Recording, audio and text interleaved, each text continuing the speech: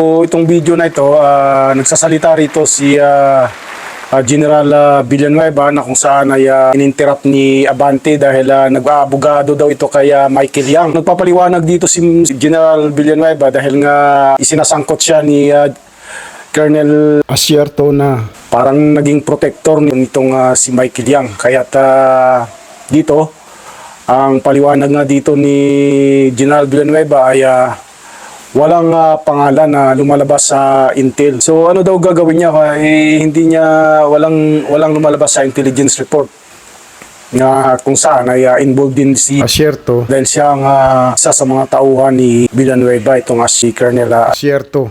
Mas maganda rito panoorin natin ang video na ito kung paano nagsisigaw dito si Congressman Abante at talagang sinasagot naman siya ni General Villanueva.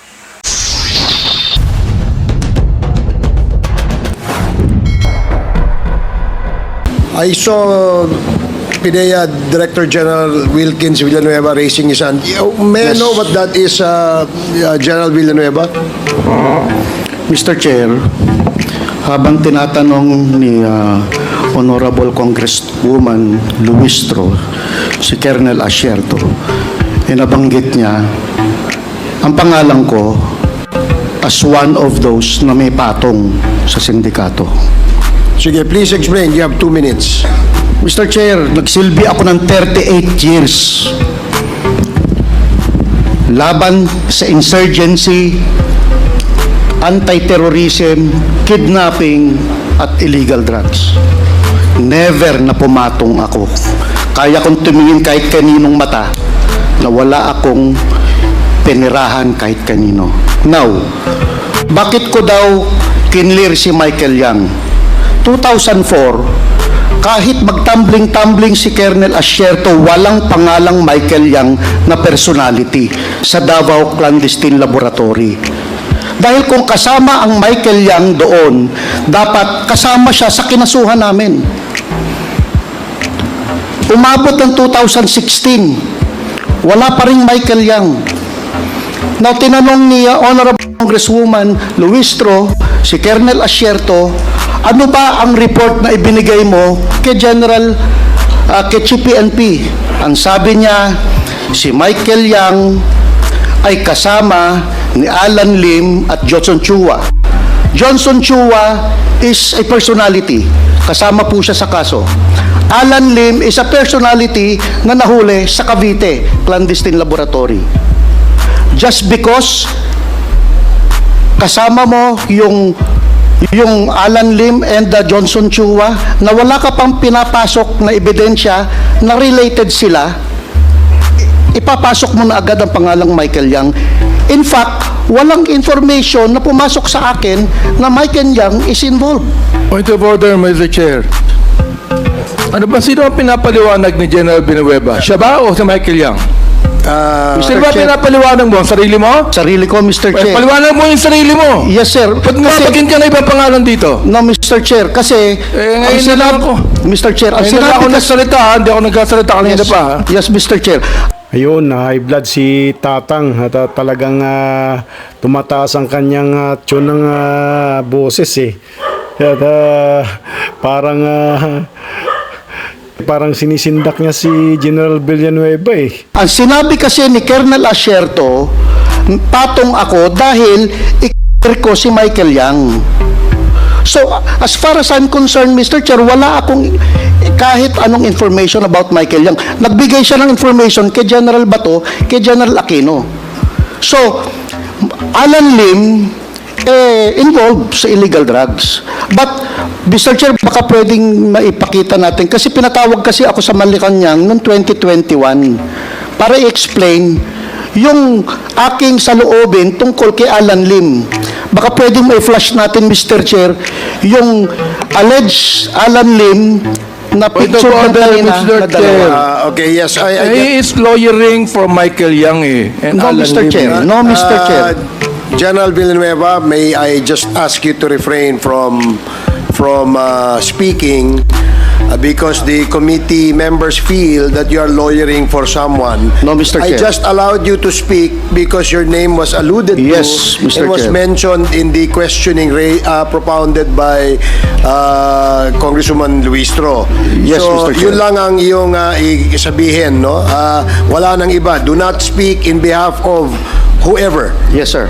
Yung Sir, sarili mo Mr. lang. Chair, Mr. You have- Chair. you have For the sake of accuracy, can we please confirm first from Colonel Asierto if he is included dun sa pumapatong? Mr. Chair. Andiyan pa ba si Colonel Asierto? Colonel Asierto? Yes, sir. Yes, Mr. Chairman. Yes, ang tanong ni Congresswoman Luistro, kung included ba raw sa iyong statement na may mga patong itong si General Wilkins Villanueva. Ang sinasabi ko po is clear niya si Michael Yang at si Alan Lim dun sa sinasabi niyang statement sa Malacanang. Ngayon, bakit niya i-clear? Kinausap niya ba si Michael Yang? Kinausap niya ba si Alan Lim at that time? Bakit niya clear? Kasi inutos sa kanya ni Bongo saka ni Presidente Duterte. So, yan ang yung basis para sabihin na si General Villanueva ay kasama sa patong. Tama po ba? Opo, dahil pinotektahan niya yung dalawa eh. O yan, very clear ang sinabi ni Colonel Asierto. So, Yes, Mr. Chair. you can actually defend yourself. I'll Yes. I'll give you 1 minute to do that, General Villanueva. Ito, Mr. Chair, yun explain ko nga, sir, Mr. Chair, Bakit ko kinil si Michael Yang? Kasi wala akong information, At siya ang nagbigay ng information about Michael Yang. Hindi naman niya sinabi sa akin, Mr. Chair, I don't have information about Michael Yang. Yung kay Alan Lim, Mr. Chair, kasi, Mr. Chair, I was trained ng facial recognition sa International Law Enforcement Academy sa Bangkok, Thailand. And part of that module is facial recognition. Yung pinasok kanina doon, Mr. Chair, na picture na dalawa, ang laki ng diferensya, Mr. Chair. Okay, sige. Pag-uusapan natin yan sa next hearing. Meron pa kasi tayong isang topic today and our resource persons are here since this morning. But, We Mr. Chair, still- I do not deny na si Alan Lim... Wait. Do not speak when the chair does not recognize you. Yes, okay? Mr. Chair. I'm sorry, Mr. Chair. I am explaining. So, papunta ho tayo sa next topic natin for today, EJK. Di pa ho tayo tapos. I will give you all the time when the appropriate time comes. So, tapusin lang po natin yung ating mga interpelators and then we shift to another topic. But I gave you already 2 minutes to defend yourself, General Villanueva. So, another 30 seconds for your closing remarks. Sige. I'm okay, Mr. Chair. But Okay. I do not deny na si Alan Lim ay yun yung picture na naandun sa Cavite. Okay, sige. Kasi nahuli talaga siya sa Cavite, Mr. Magkasabay sila. Nung nag-ooperate kami sa Davao, si Alan Lim nahuli sa Cavite Clandestine Laboratory, Mr. Chair. Okay, sige. We'll take note of Mr. that. Chair. We will ask that more questions about that in the next hearing. So, Mr. Chair, in relation to in relation to... while Wilkins is present, Mr. Chair. sige, Congressman Flores Just a few and then questions. Congressman Conghun. Congressman Conghun is supposed to be the next With interpolator. this indulgence, Mr. Chair. With the indulgence of Conghun. Few questions lang. Mr. Chair, okay, sige, go ahead. Thank you. Jay. Please proceed. Thank you, Mr. Chair. General Wilkins, were you present during the Dumoy raid sa Davao? I led that operation, Mr. Chair. You led that operation as PDEA Region 11? Yes, Mr. Chair. And you were with your personnel at that time that the raid was conducted? It was a joint operation by PDEA 11, PACER Northern Mindanao, PACER Mindanao Area Office, Intelligence and Investigations Service ng Regional Office So 11. several units. And including AIDSOT, Mr. But you as the lead? Yes, Mr. Chair. Kasama ko dyan si Colonel Asierto, Mr. Alright. Chair. Now, in this raid, this resulted in the death of 6 Chinese drug suspects, correct? Yes, Mr. Chair. And that there were hundreds of kilos of shabu confiscated during this raid. Mr. Chair. Now, in this raid, which you led, did you prepare or submit an official report to your superiors in the PDEA? Yes, Mr. Chair. Now, before I go back to you, DG Lazo, Yes, Your Honor. sir, does PDEA have a record of this report that General Wilkins is referring to?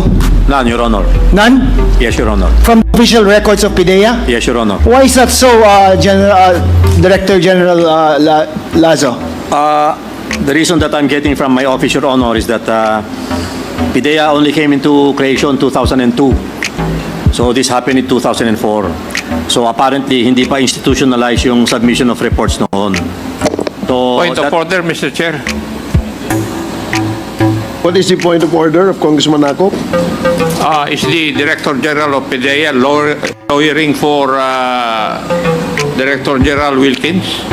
I'm sorry, Your Honor. Because the question of the Honorable Kate Flores requires an answer from DG Wilkins Villanueva.